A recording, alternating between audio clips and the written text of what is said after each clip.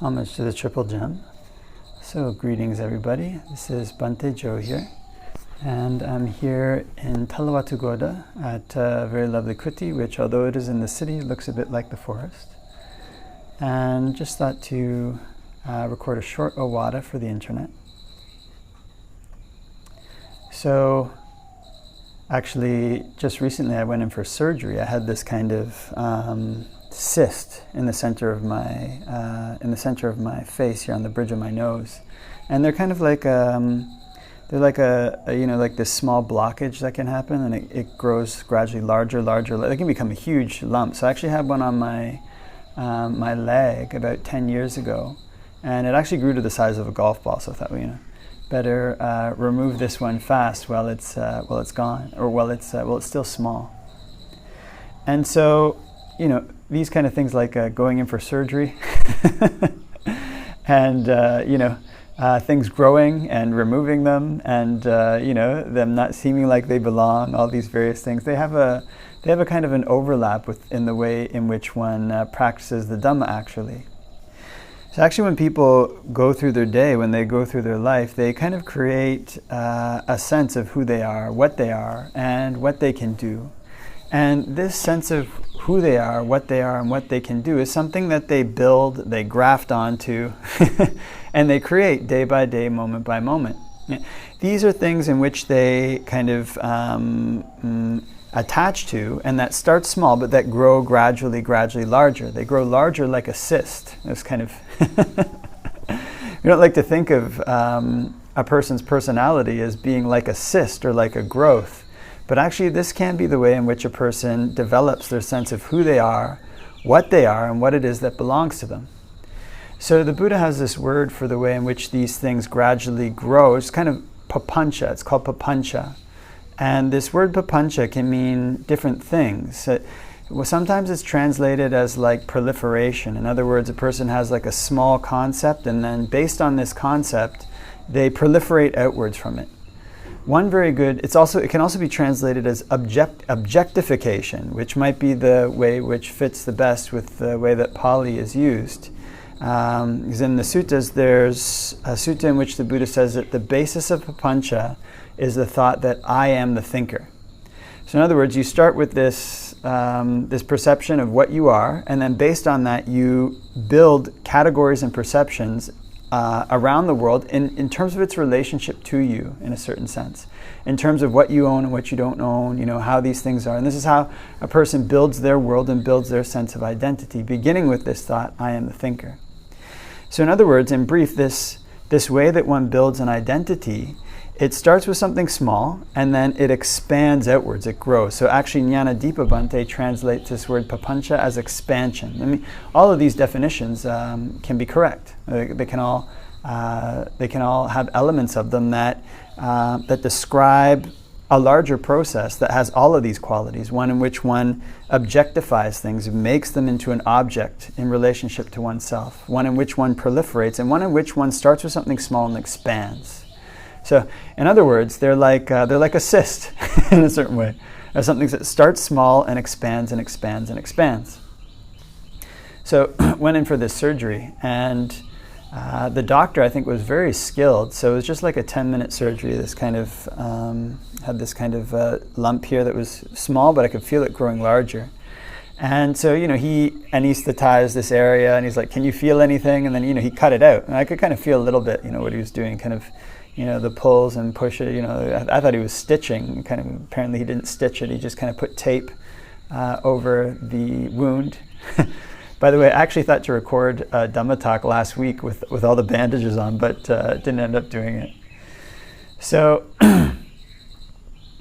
in a similar way, whatever kind of idea that a person has about what they are, who they are, and what things belong to them, these are actually the basis of what causes a person to suffer. They're the basis of both a person's pleasure and a person's pain.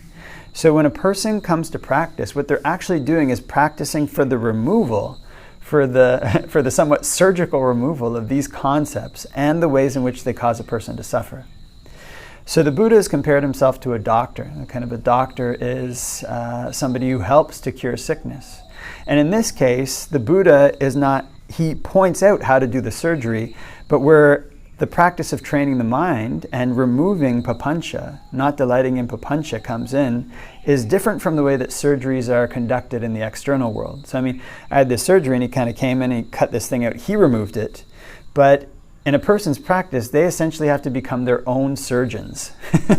They have to become the people who are removing these cysts, these growths that spread outwards and extend into every aspect of one's experience, such that whenever something touches it, it's painful, it causes one to suffer.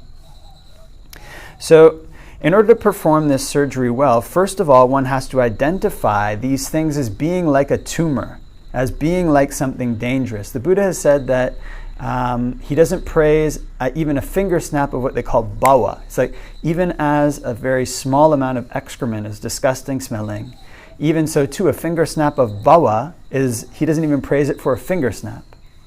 Now bhava is this process by where one grabs onto something, one feels a feeling, and it's either pleasant or painful or neutral. One decides one wants to grab onto that, one craves for it. Because of craving, one clings to it or clings to getting away from it.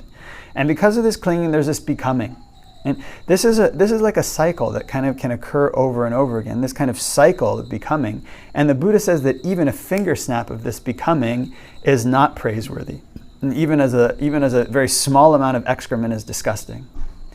So thankfully I recognized this kind of cyst early, because I'd had this cyst on my leg before. So I could feel it, I kind of knew this thing is going to grow, I know what happens. This one on my leg started small, and it actually grew to the size of a golf ball, so you could even see it through my robes. At first you couldn't see it at all, right? It was kind of something that you couldn't really notice. And in a similar way, these ways in which a person takes on an identity, they start small and people can't even notice them at first. The way that a person craves, the way that a person has habits, and the way that a person sees their self, it starts as something very small. It might not even come out in one's words or behaviors or speech at the outset. But in terms of especially the ways in which they grow in negative qualities, one has to recognize these things when they're small. It's easier to excise them when they're small, before they've turned into a fully blown habit. So was chatting with somebody the other day about the way that people get addicted to phones. And actually I can see this.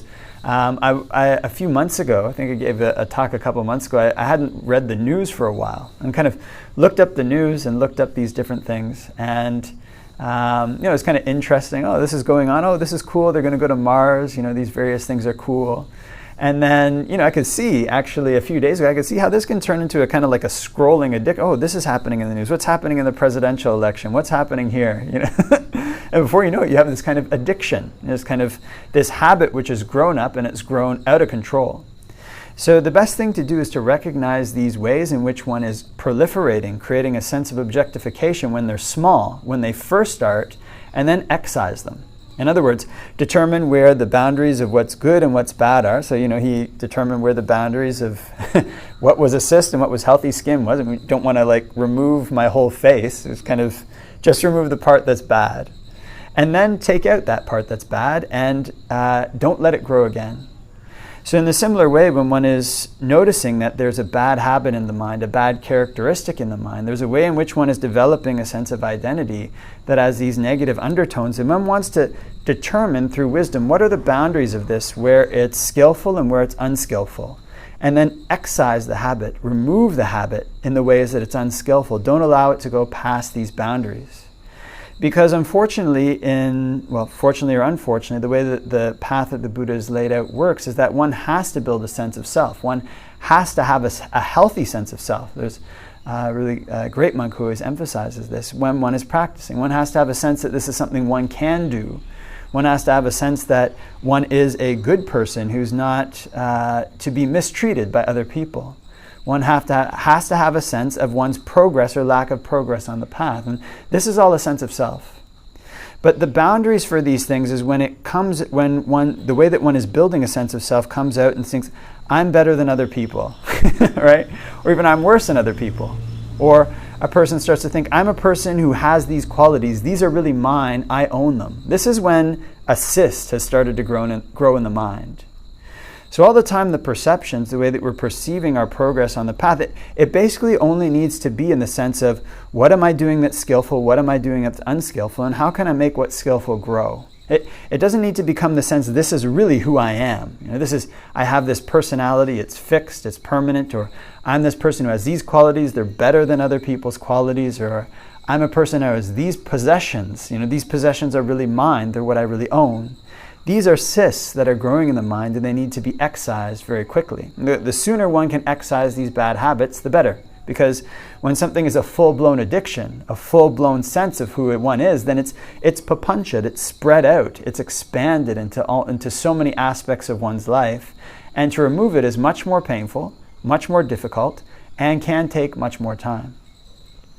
So all the time one needs to be vigilant in terms of what one is building, what one is growing in the mind, what kind of habits one is growing, what personality one is growing. Actually, there's this phrase that monks are to reflect on that's sometimes translated a little differently. And the phrase goes, one is to reflect, the days and nights are relentlessly passing. What am I becoming? What am I becoming as the days and nights fly past? So the Buddha has this paradox of becoming, in that we train to become things that are skillful, things that are wholesome, things that are good, but actually we're training in this becoming in order to undo becoming itself.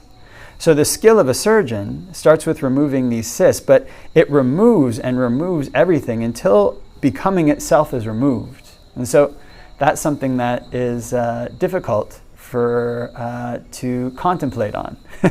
But that's where a person's path leads. This is one of the reasons why renunciation is so important. So we can learn to become a skilled surgeon for ourselves. We can learn to become somebody who recognizes the habits that are good, the habits that are bad, and the boundaries between them. We can become somebody who learns to excise these things, to remove the cysts that are growing in our minds, to uproot the papancha in the areas that are negative. But this spills over, and one eventually needs to uproot all of papancha. So the skill of a surgeon eventually becomes uprooting all forms of becoming.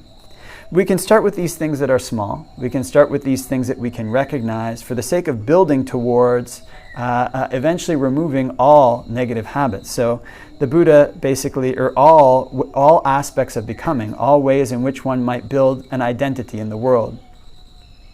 So the Buddha's path is really something radical. He is a doctor. He's a doctor that points the way, but we have to be our own surgeons. We have to be the people who really train our minds, really develop our minds to excise our negative habits, and eventually to find something that goes beyond becoming itself. Okay, so I think leave that for reflection, and wishing everybody all the blessings of Dhamma practice.